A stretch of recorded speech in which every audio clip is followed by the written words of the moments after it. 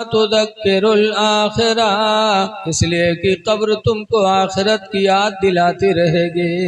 बेशक बेशक मौत याद आती रहेगी। कब्रों पे जाया करो, कब्रों की जियारत किया करो। बेशक। लेकिन जियारत करने जाओ तो कैसे करो? कब्र के पास खड़े होकर के बाअदब, और जो अल्लाह तुम्हें तौफीक दे पढ़ो, फिर दुआ मांगो।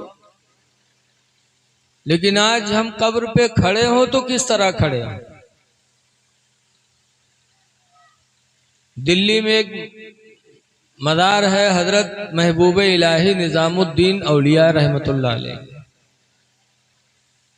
हमारी जमात के बहुत बड़े मुहद्दिस गुजरे हैं हजरत मौलाना अब्दुल मुस्तफ़ा आज़मी साहब, जिन्होंने 25 किताबें लिखी।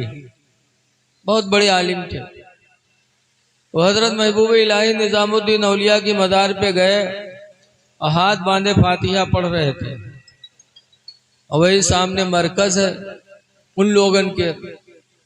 तो उमा में से एक साहब आए और ऐसे हाथ लटकाए और खड़े और मौलाना को घूर घूर देख रहे थे। मौलाना जान गए कि हमरे गुस्सा था, लेकिन जब फातिहा पढ़ गए तब कहीं यार तुम क्यों गुस्सा कर रहे हो हमारे ऊपर? तो कहा गुस्सा कर रहे हैं, शिर्क कर रहे हो, और कहते हो गुस्सा हो रहे हैं। कहा क्या शिर्क किया मैंने? कहा कब्र के सामने हाथ बांधे खड़े हो, जैसे नमाज में हाथ बांधा जाता वैसे बांधे खड़े हो, शिर्क हो गया। नमाज की मुशाबिहत तुमने इख्तियार की, इस तरह तो नमाज पढ़ी जाती है। और एक गैरुल्लाह के सामने आप हाथ बांधे खड़े हो, नमाज की मुशाबिहत कर रहे हो, शिर्क कर रहे हो, फिर कहते हो खफा क्यों हो रहे? तो हजरत ने फरमाया भाई अगर मैंने शिर्क किया तो तुमने भी तो शिर्क किया। कहा मैंने क्या शिर्क किया? कहा तुम हाथ ऐसे छोड़े खड़े हो, ये भी तो नमाज के मुशाबिहत है। कहा नमाज में हाथ कहाँ छोड़ा जाता? तो हजरत ने फरमाया कौमा में हाथ छूटता है कि नहीं छूटता है? देखो नमाज में एक होता है कौमा, एक होता है जलसा। एक तो यूं जलसा हो और नमाजों में जलसा हो। नमाज में कहाँ जलसा है? देखिए रुकू से जब समी अल्लाहु लिमन हमिदा कह के नमाजी खड़ा होता है तो उस खड़े होने को कौमा कहते हैं। और एक जलसा के बाद, एक सजदा के बाद जब दूसरे सजदा के लिए बैठता है, पहला सजदा करके बैठा, तो इस बैठने को क्या कहते हैं इस्लाम में? जलसा। तो हजरत ने फरमाया कि कौमा में भी तो हाथ छोड़कर नमाजी खड़ा होता है। जब कहता समी अल्लाहु लिमन हमिदा रब्बना लकल हम्द, तो उस वक्त नमाजी के दोनों हाथ छूटे होते कि नहीं छूटे होते? तो हजरत ने फरमाया कि अगर मैंने हाथ बांध के शिर्क किया तो तुमने हाथ छोड़ करके भी शिर्क किया। हाथ छोड़कर खड़ा होना भी नमाज के मुशाबियत है। तो कैसे वारे मौलाना तब कैसे खड़े हो? तो हजरत ने फरमाया एक तरीका है, वो शिर्क नहीं है खड़ा होने का। हाथ बांधकर खड़े होगे भी नमाज के मुशाबे, हाथ छोड़कर खड़े होगे भी नमाज के मुशाबे। एक तरीका बचाए खड़े हो, उस तरह खड़े होगे तो शिर्क नहीं होगा। कहा क्या? तो हजरत ने फरमाया जब कब्र के सामने आया करो तो एक हाथ सर पर रखो, एक हाथ कमर पर रखो। जैसे इतना कहा वो खफा हो गया। हजरत ने फरमाया शिर्क का तुमने ठेका ले लिया है, हर बात पे शिर्क। शिर्क कहते हैं इंसान अल्लाह के अलावा किसी दूसरे को खुदा मानकर उसकी इबादत करे, इसका नाम है शिर्क। लेकिन जिसको देखो उसको शिर्क। बहरहाल लोगों कब्रों की जियारत किया करो। कब्रों पे जाने से मौत याद आती है। साहबे किराम मौत को याद करते थे तो गुनाह से बचते थे। हर वक्त मौत का ध्यान था उन्हें। हजरत उमर फारूक आजम रज़ी अल्लाह तआला अन्हु के साहिबजादे अब्दुल्ला मदीने के मदरसे में पढ़ते थे। एक दिन नहीं गए तो हजरत उमर ने कहा बेटा पढ़ने नहीं गए? कहा जब तक आप मुझे नया कपड़ा नहीं बनवा के दोगे मैं नहीं जाऊंगा। कहा क्यों बेटा?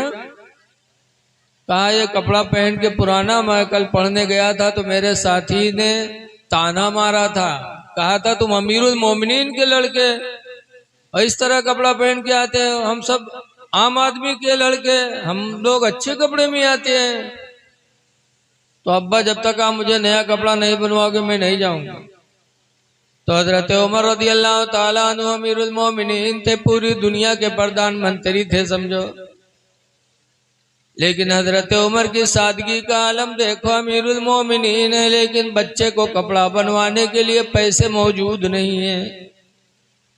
तो अपने खादिम को बुलाया और फरमाया या खादिम इज़हब इला बैतिल माल, ऐ मेरे खादिम तुम बैंक चले जाओ, वकुल खादिन बैतिल माली, और बैंक के मैनेजर से जाके कह दो युती अरबात रूबियत अला इसमें उमर अब्निल खत्ताब दैना, कि उमर के नाम पर वो 4 रुपया कर्जा दे दे।